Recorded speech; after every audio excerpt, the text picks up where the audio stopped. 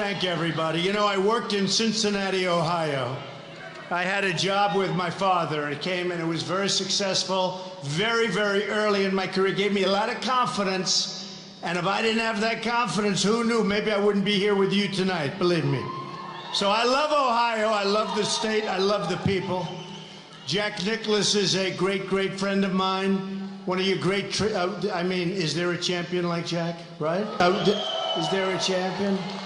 And we have so many. You know, I wanted to talk to you about While Richard talks about what matters to America. Suicide bombing, Istanbul, Turkey, many, many people killed. Can you convince them that you are the best person to carry the flag for? There's something going on that's really, really bad. All right? It's bad. And we better get smart and we better get tough. Or we're not going to have much of a country left, okay? It's bad. Terrible. So I just left West Virginia, and I was with a group. Oh. Whoa.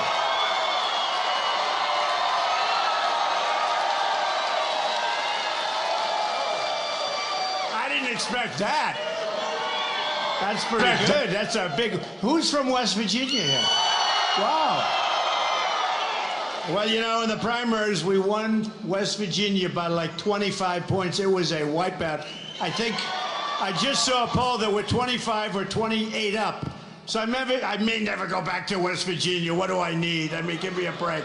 No, I'll be back. I just left West Virginia. Some great people. Bob Murray. And I left a lot of miners.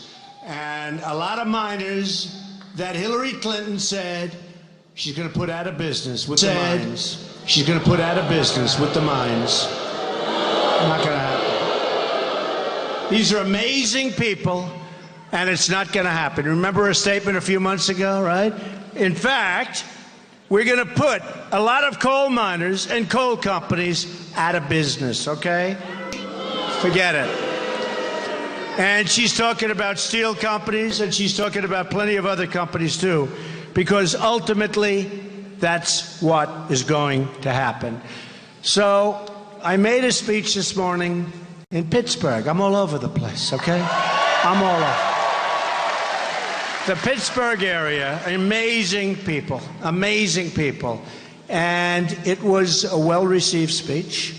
And I talked about some different things about what we're going to do if and when we get in there.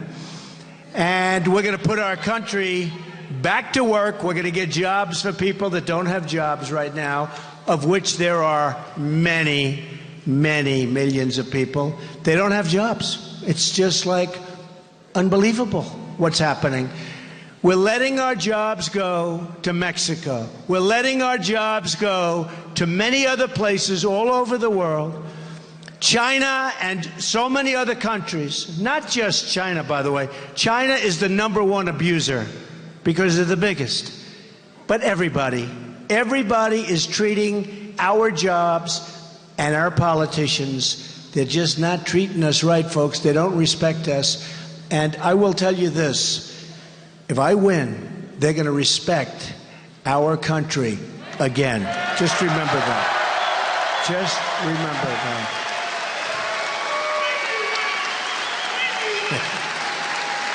Thank you, man. So I thought I'd say, because in the speech today, I will talk about different things, but in the speech today, I gave certain points. But before that, what I do is I like to find out from an area like St. Clairsville, how are you doing, right? Right? And by the way, I have to thank your congressman, who is a great guy and doing an incredible job for you. Let's give him a little applause. He's done good. So I checked, and I said, come on, folks, what's going on over here, right? So the labor force, I have people that do this for me professionally. They go to the right books, they get the right numbers. Unfortunately, rarely are the numbers good. And I've done this many times. You know, in the primaries, we had such a streak like nobody's had. We got the most number of votes in the history of the Republican primary system. Think of that. Almost 14 million votes. And think of it, there were 17 people involved. So how do you beat other people? They were running against 2 people and 1. So we had almost 17. We had 17 people, and we had almost 14 million votes. We won 37 states. And there's really probably never been anything like that. And it's because of the people. We have a movement going on, folks. And I'm the messenger. I'm nothing, believe me, I'm nothing more. I'm doing a good job as the messenger, right? That's one thing. Doing a good job. I'm doing a good job as a mayor. We have crowds, we have turnouts, and here we started a half hour early because, look, the people are still pouring in. Look at those people. I hope you haven't missed too much. Look. But I said, let's start early. Do you agree? What? They're all coming in. They're outside, going through the machines, you know, the machines. So anyway, so I checked this out. The labor force in Ohio today is smaller than it was in the year 2000. And the number of unemployed people is larger. That's not so great. Federal government. Ohio has lost 1 in 3 manufacturing jobs since Bill Clinton signed an agreement to put China into the World Trade Organization. Not good. He also signed NAFTA, which was a total disaster, right? NAFTA has done more to destroy your community than any other single act. It was signed by Bill Clinton, and I assume Hillary was there watching over him, right? Somewhere pretty close. Hillary supported China's entry into the World Trade Organization and also ran up $1 trillion in trade deficits with China when she was Secretary of State. Not too good. Why would she? I mean, you think she looks presidential? I don't. All the while, the government of China was paying Bill a lot of money, a lot of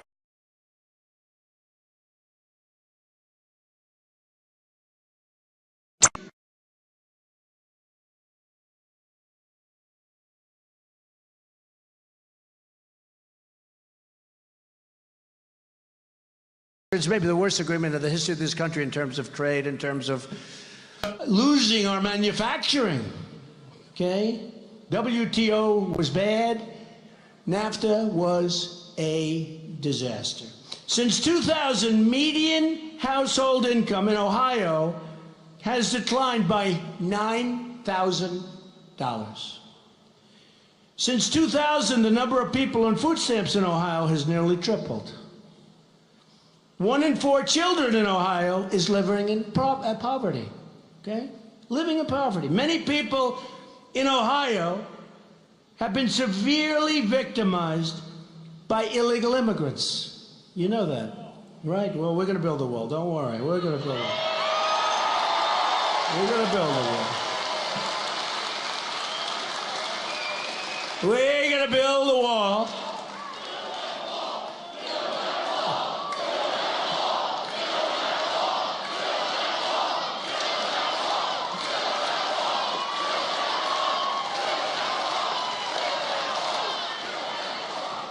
Oh, it's going to go up. It's going to go up so fast. It's going to be as beautiful as a wall can be.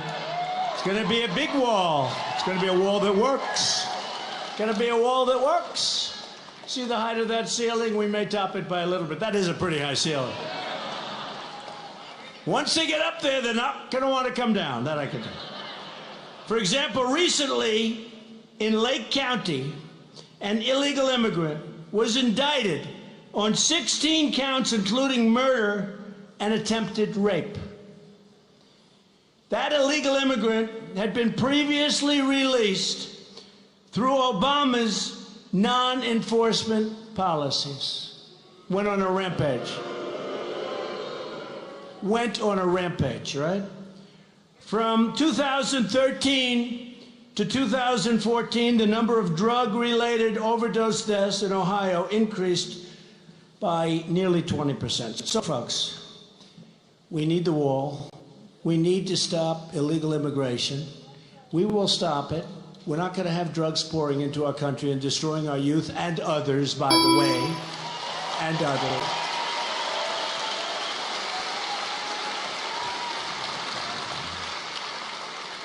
We're going to make our country strong again. We're going to make our country rich again. We're going to make our country great again. We're not going to let our jobs get taken away. I see Hillary Clinton the other day. I don't like Donald Trump's temperament.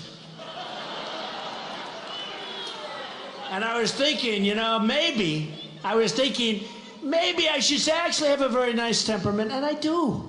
I get along. I have great relationships. I get along great. But you know what? It's time in our country that we had somebody with a strong temperament. I hate to say it. It's time. It's really time. It's really time. We're watching crime after crime, problem after problem. We're watching all of the stuff that happens. We don't have victories anymore. We don't win anymore. We used to win. When I was young, I was going to school. I always used to hear the United States never lost. We never lost. We never lost. We never lost a war. I guess things didn't work out so great. There's always problems. But we didn't lose wars. And since, like, Vietnam, we don't win anymore. And we don't even fight to win. I said, keep the oil. You're going to leave Iraq. Don't go into Iraq. But if you're going into Iraq, keep the oil when you leave. I said it. Keep the oil. They don't listen. And I said it loud. You all heard it. For years I've been saying it. Well, you know who's got the oil now? Iran is going to have it. ISIS has it, at least temporarily, before they get blown away. Now, if I get in, they'll get blown away by me.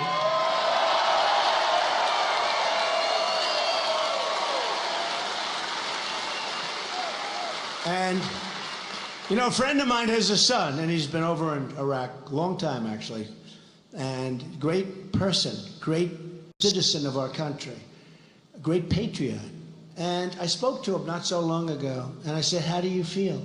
He said, Mr. Trump, it's so discouraging when we're fighting enemy, and even our so-called allies, and he doesn't even know if they're our allies, we're giving them this incredible equipment, and a shot gets fired in the air, and they drop their rifles, they drop their guns, they leave their Humvees that are all armor-plated, and they run for the hills.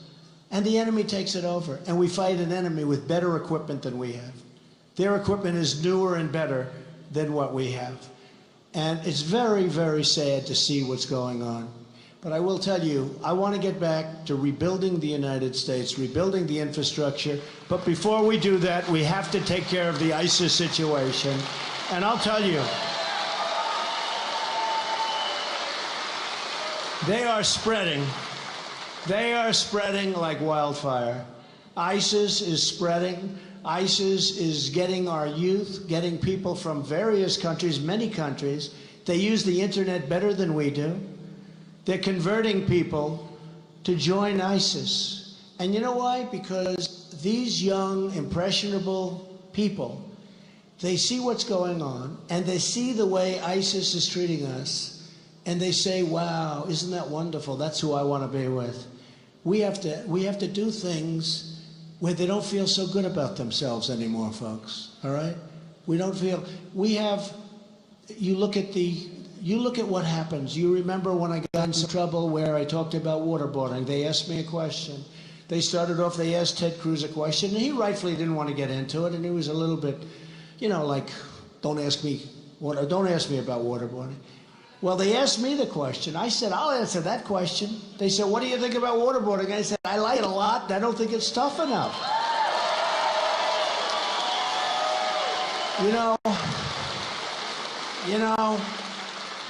We have an enemy that's chopping off people's heads, Christians in particular. Do you know, if you were a Christian, and I have tremendous evangelical support, I think you all know that, but if you were a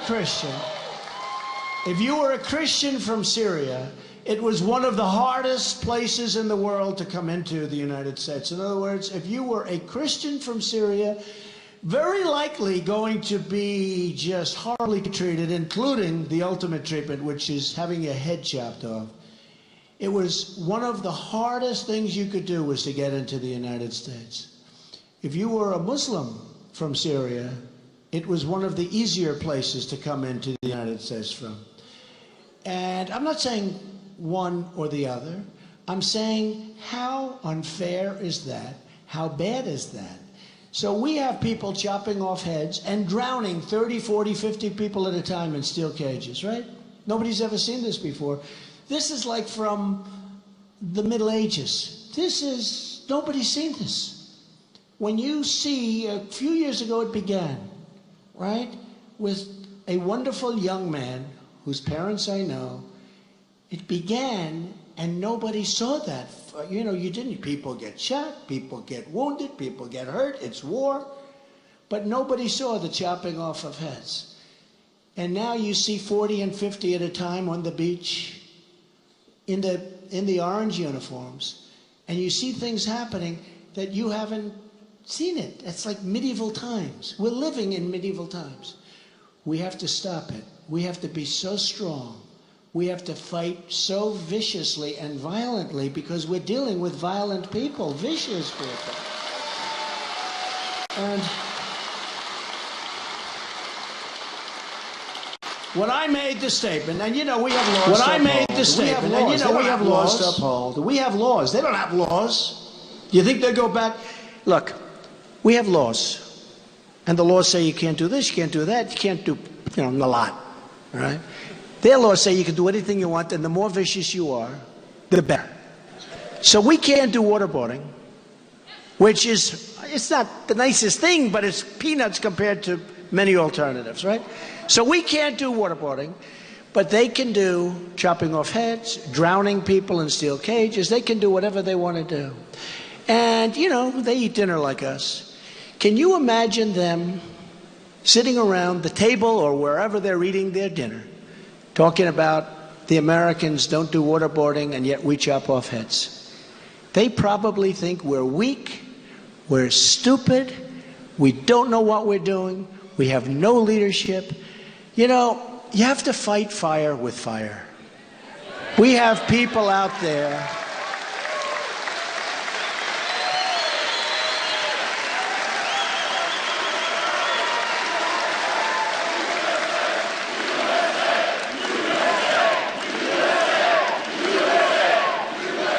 We have people out there who are so vicious and smart, so vicious, and they really don't know what it is to be beaten. They probably don't even understand.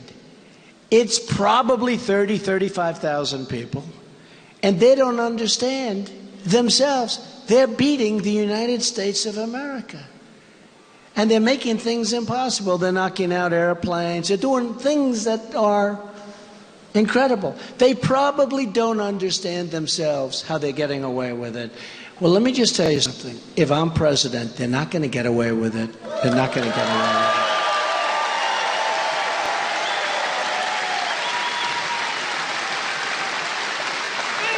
it. Now, people like Hillary Clinton will say, oh, his temperament.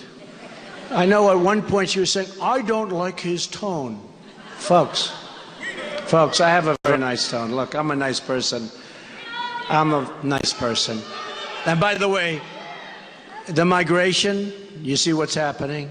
They're not coming into our country anymore, just so you understand. We're not allowing. Thousands and thousands of people are being brought into our country. There's no documentation. There's no paperwork. Hillary Clinton wants to raise Obama's number by 550%. It's very interesting because I was saying 500%. They said Donald Trump is wrong. It was actually 550. They corrected. The media, by the way, the most dishonest human beings in the entire world. Okay? In the entire world.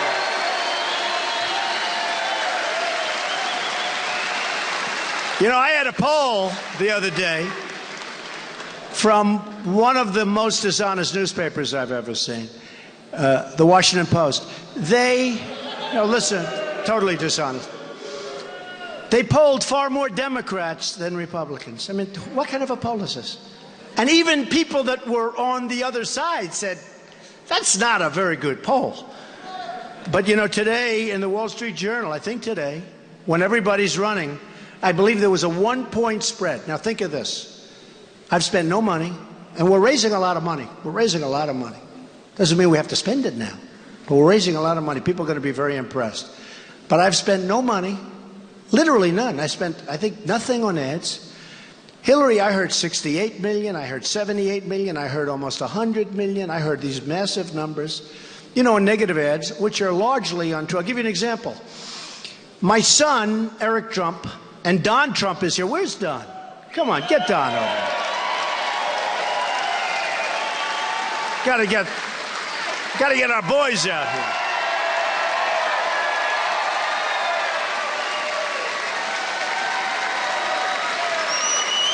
Doing a good job. Say, go. No pressure, right? No pressure. Well, thank you guys very much. Just listening and getting the opportunity, the amazing opportunity to go all around the country, following my father on this amazing journey, and it's been incredible. It's no longer a campaign. It's a mandate from the people to do something different. It's a movement. And I want to thank you for all the incredible support that you guys have given him, for giving you guys a voice. And that's what it is. He's finally giving the hardworking people of this country who have been left in the dust, the people who have been forgotten about by the Washington elites, he's giving you all a voice again, because your voice matters. Your voice is what built this country. Your hard work and efforts are what made this country what it is. And we're going to make sure that you have the ability to have that voice again. So thank you so much for letting me be just a small part of this incredible mission, because it is just that, and we're going to make you proud. Thank you.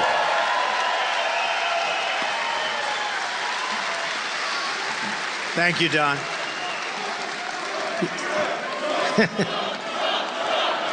Thank you. So she's spending money like I've never seen before. And I figured we'd start spending it after the convention, which is going to be a tremendous success. The convention, so many people want to speak. So we're going to see something. I think we're going to have a great time. More importantly, we're going to say exactly what we're going to do. But what happened, so I said, we have to support our children. Do we agree, right? We all have great children. We have to support them. So I bought something in Scotland, Turnberry, one of the great resorts of the world. And my son, Eric Trump, who you've seen on television, but he's worked very hard on getting it done and we rebuilt it. On budget, remember that. On budget, ahead of schedule. How good is that, right? Wouldn't that be nice? I could even say under budget, but I decided to use marble instead of linoleum, right? On budget and ahead of schedule by a lot. So we had a grand opening, and I said to myself, I have to go and support my son. I have to go see it, even though I'm on the campaign trail. And the fair press will say he's there for one day to support. Now, I'm going to Europe, Scotland, for one day. I left here. I spent one night, and then I left the following day, right? Because I was there to cut the ribbon with my son. Because we owe that to our children. And one of the things I tell fathers is, got to do it. We got to do it. So, a couple of things. They're talking about the pound, and I give them an answer on the pound. That ends up in a commercial. Somebody asked me about the pound. I give them an answer on the pound. Sounds like I care about the pound. No, I care about our country. But here's really what they did that was amazing. I said to everybody, because I played very golf over the last year, believe me, very little, unlike our president who's playing like a PGA Tour schedule. I think he plays more golf than the players on the PGA Tour. Okay. But I said to my people, I'm going to go, I'm going to support my son, I'm leaving. I do not want to play golf as much as I want to play Turnberry. I do not want to play golf. I do not want to hold a golf club because I do not want to see the dishonest media portray me as somebody that was going over to play golf, okay, in the middle of a campaign. But I wanted to support my son, Eric. And by the way, he did an A-plus job. It was great. So I go over. We have a news conference. We do a ribbon cutting. I stop at another place for a little while. The next day I leave. I literally spent one night in Europe. Not too many people do that. You go to Europe, long flight, you come back. I was back on Saturday evening. That, you know, because the time's a lot different. I think I left on Thursday, Friday. I think I left on Friday, I got back on Saturday. It was some weird thing. But I was there for a very... So Hillary, you know, she's got all this money from Wall Street.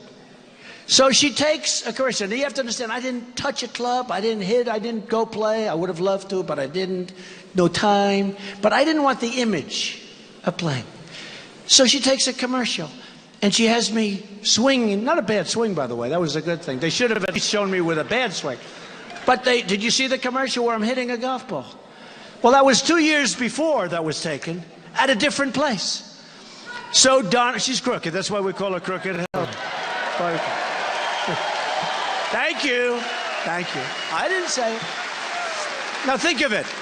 So here I tell my people, I do not want to touch a golf club. I will not play. And I'm in a commercial hitting a golf ball. But the picture was taken from 2 years before. It is such a disgrace what goes on in the world of politics. The dishonesty, the deception. It is such a total disgrace. We're going to straighten it out, folks. We're going to straighten it out. And let me tell you, Hillary Clinton is owned by Wall Street. She's owned by many people. All of the money, like she wants to take these commercials, she spent tens of millions of dollars already. How about this?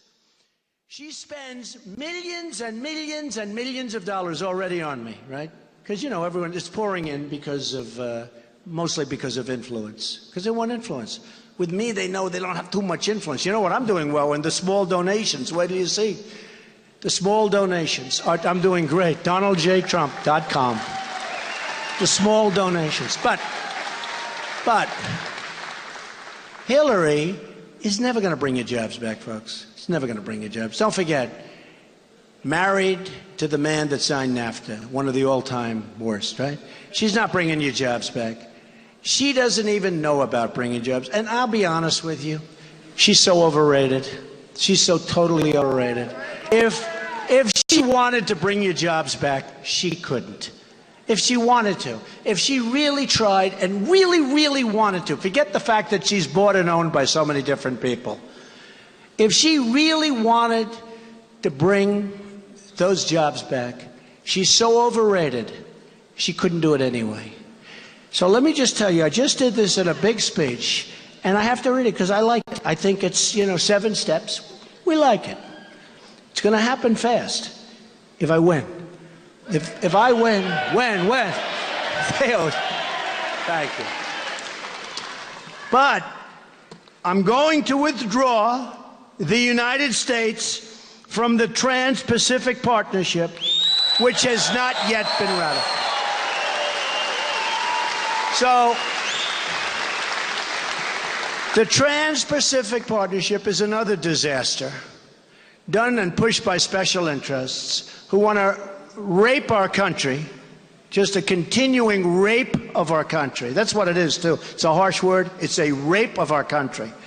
This is done by wealthy people that want to take advantage of us and that want to sign another partnership. So, Hillary Clinton, not so long ago, said this is the gold standard of trade pacts, the gold standard.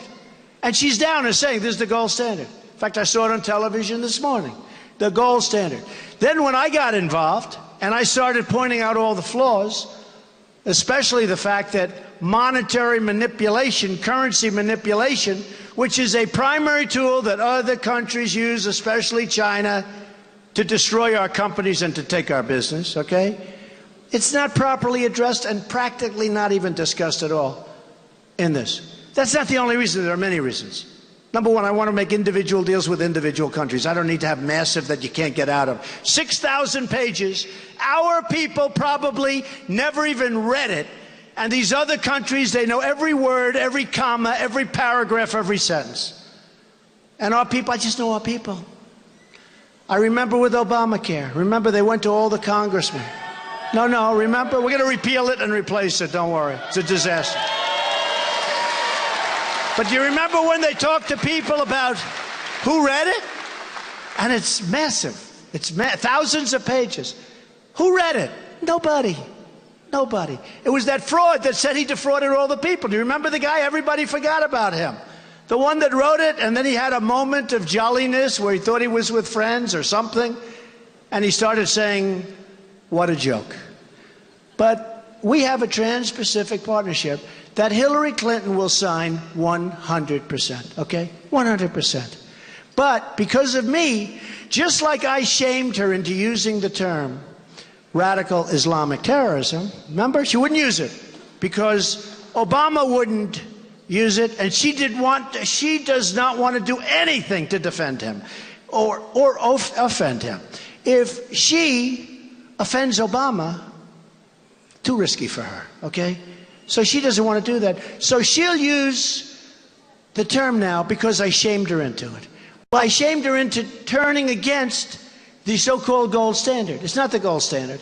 It's going to be worse than NAFTA, folks. It's going to suck your jobs and your industry away, what we have left of it. It's a disaster. So just remember that. She will sign it 100%. She wanted it. She considered it the greatest. Then she said, oh, no, I'm not going to sign it. But she'll sign it. She'll make a couple of little amendments that don't mean anything, and she'll sign it. And there goes the rest of our jobs.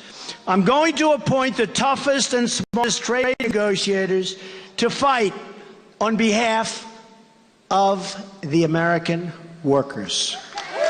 Okay?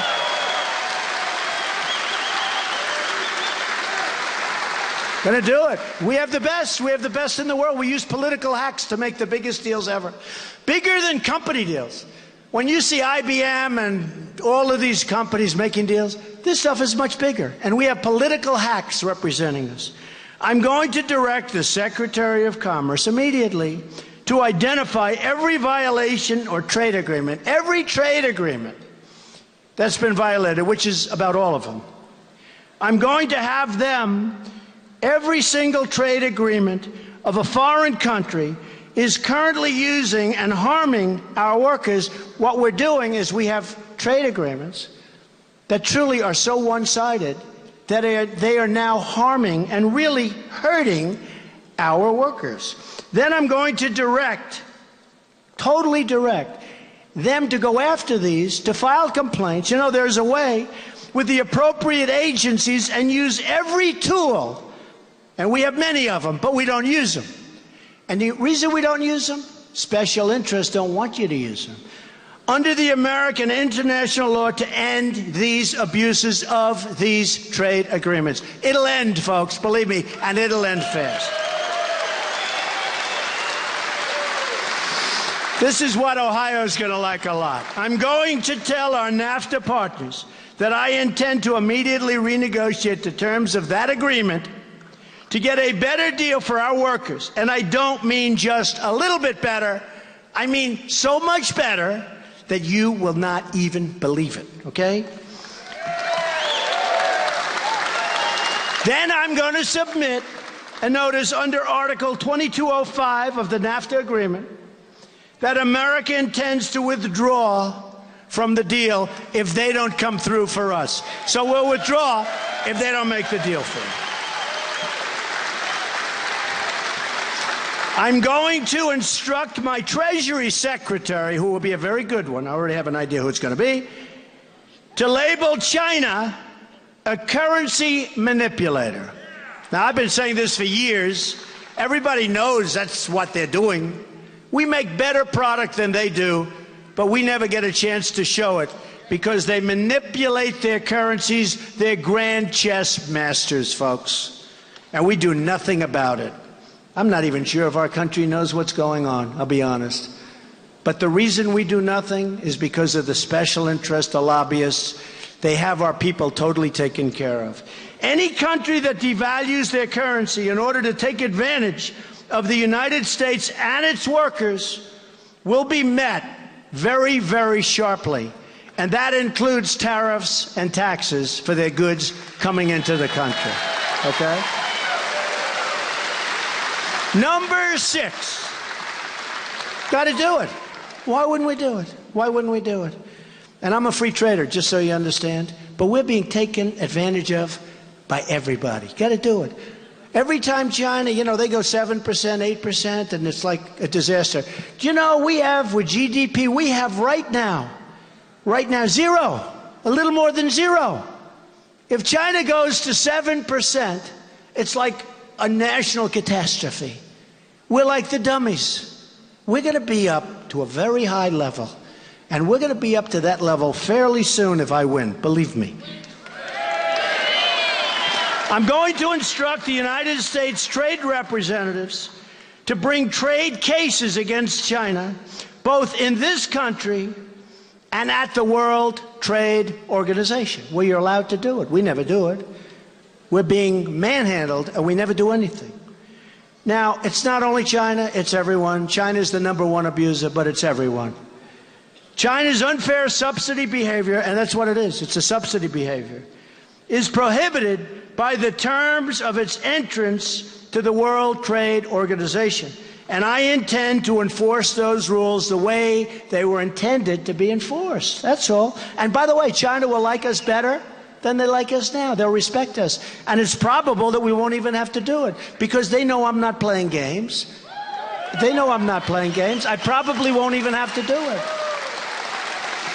Here's China, rips us off left and right, and what are they doing?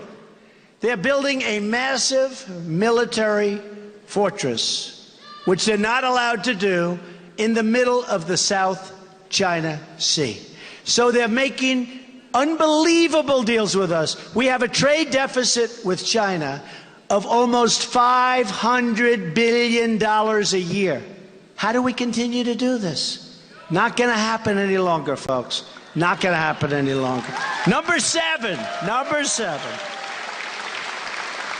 If China does not stop its illegal activities, which is illegal, including its theft of American trade secrets, I will use every lawful presidential power to remedy trade disputes. Very simple, not complicated. And you watch what happens, including the application of tariffs consistent with Section 201 and 301 of the Trade Act of 1974. They're right there for us to use. No big deal. And Section 232 of the Trade Expansion Act of 1962. Now, when you hear the term trade expansion or Trade Expansion Act, not expansion for us. It's expansion for these other countries that have taken advantage. Because when I come here, I go throughout Ohio, I go throughout Pennsylvania, I go throughout New York State, I go all throughout New England. There's no expansion. We're getting the hell beat out of us. And it's going to stop. And we're going to bring our jobs back to this country. We're going to make product again. We're going to lift our wages. You know, we haven't had middle-income workers haven't had a real wage increase in 18 years. Think of it. They're working longer. Anybody in this category? Anybody? You want a job? I'll give you 10% less. We haven't had, I mean, seriously, we haven't had an effective increase in wages, in real wages, in 18 years. A statistic. And people now having to work because of Obamacare to a certain extent, because of the economy. And they have that phony number, the 5% number. It's a total phony because when you stop looking for a job, you're no longer unemployed, so you come off the rolls. So they come up with these phony numbers. We have so much unemployment. And even the other side admits that the employment that we do have is not good jobs. They're not good jobs. The good jobs are gone, a lot of them. They're gone. And they're going and going and going. I'll give you the example. You've heard me talk about it, is Carrier in Indiana. They fired 1,400 great people. I won the state of Indiana. Bobby Knight helped, the greatest. Bobby Knight, great coach. But I won the state of Indiana. And Carrier gets fired a little bit before. And there are 1,400 workers that were there. Some were there for 25, 30 years, 14 years, 18 years. They all followed me. They're great guys, great people. Some women, some men, great people. And they moved to Mexico. They're moving Carrier to Mexico. Now, very simply, the United States is trying to figure out. They've been talking about this for what, 7 years, 8 years, 9 years? Because they're losing all these companies to Mexico and other places. They want to give them money. They want to give them low-interest loans. They don't need the money. How about the companies that took the low-interest loans and left anyway because we had bad lawyers, right? They took the money. They said, hey, they never said we had to stay. Okay? Not going to happen anymore, folks. What we do is we say, I hope you enjoy your new plant in Mexico. Weather's warm, but that's okay. Pretty warm up here, too, by the way. It's only 100 degrees in this room. But let me just tell you, if I'm president, oh, I have to do it. When? No, I like to be nicer. See, if I say when, they'll say, oh, he's so conceited, he's so terrible. So I like to say if. I sort of mean when, but I like to say if, because I'll get, won't get fair treatment. But listen, we will have one of my people that are very, very smart. We have the greatest negotiators in the world in the United States. We don't use them, we use political hacks. And I always say, I want to do it myself. I want to make the call myself. I'm not supposed to, as President of the United States, be calling up air conditioning companies, right? I'm not supposed to be calling the President of Carrier Air Conditioning, but it's so easy, folks. It goes so quickly. 5 minutes, 3 minutes, 2 minutes. And I'll say, listen, if you leave, I wish you a lot of luck. But if you do leave and you're firing these 1,400 great people, you can go to Mexico. But every single air conditioning unit that you make, when you sell it back into the United States and you think you're going to pay no tax, it doesn't work that way anymore. We're not the stupid people anymore. You're going to pay a 35% tax when that unit comes back into the United States. 35%.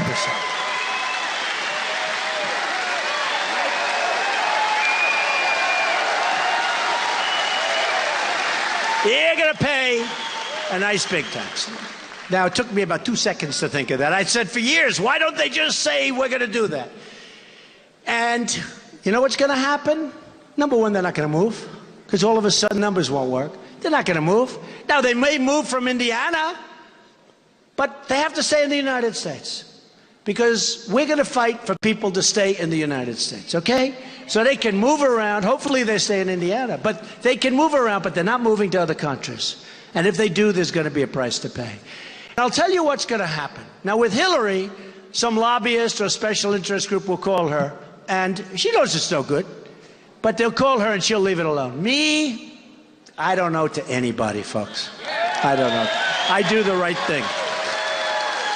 So I'll get a call the next day, meaning me, but let's say my representatives will get a call the next day and say, please inform the President of the United States, President Trump, that we are staying in the United States. We're staying. We're staying in the United States. And that's what's going to happen, folks. It's so simple. You don't have to give low-interest loans. You don't have to do all this nonsense. All you do is say, folks, you leave the country. And I'll give you another one. When China devalues their currency and they make it impossible for our companies to compete, all we do is say, hey, congratulations, we're charging you whatever the value is. There's a certain value that you attribute to that devaluation. We're charging when you send your goods into the United States. Lots of luck. This is going to be a penalty. We're putting a tax and/or a tariff on your thing. And you know what's going to happen? They won't devalue so fast. Believe me. They won't devalue so fast.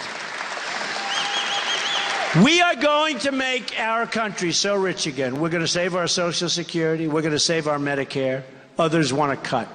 We're going to save so much. We're going to rebuild our military. Our military is totally depleted. I don't know. Did you see the other day there was a documentary about our jet fighters? They're so old. They don't have parts. They don't make the parts anymore. They get the parts from the plane graveyard. They go to the graveyards and they take parts out of planes that have been long ago left to die. And they take them out of museums. They take parts out of planes that are in museums. Not going to happen anymore, folks. We're going to rebuild our military. It's going to create jobs. We're going to have the best jet fighters. We're going to have new, beautiful equipment. We're going to take care of our veterans. We're going to take care of our veterans.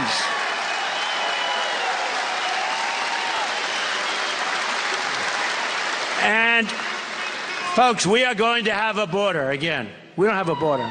I mean, you see what's happened. We're going to have a border. I get along great. Mexico, take my hat off to them. If they can get away with it, I think it's great. They're bringing our companies. China, take my hat off.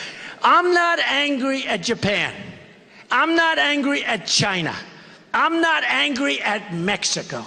I'm angry at our leaders who are so stupid that they don't know what's going on. They don't know what is going on. Our country is being destroyed. It's being destroyed. So I just want to tell you this. And by the way, for the people of Ohio, Hillary Clinton effectively wants to abolish the Second Amendment. We are going to protect our Second Amendment. You know that. You see what's going on. We are going to protect. You know, the NRA gave me their endorsement, one of the earliest endorsements, I think the earliest endorsement they ever gave. And Wayne and Chris and all the people at the NRA, my son Don and Eric, they're members, so am I a member.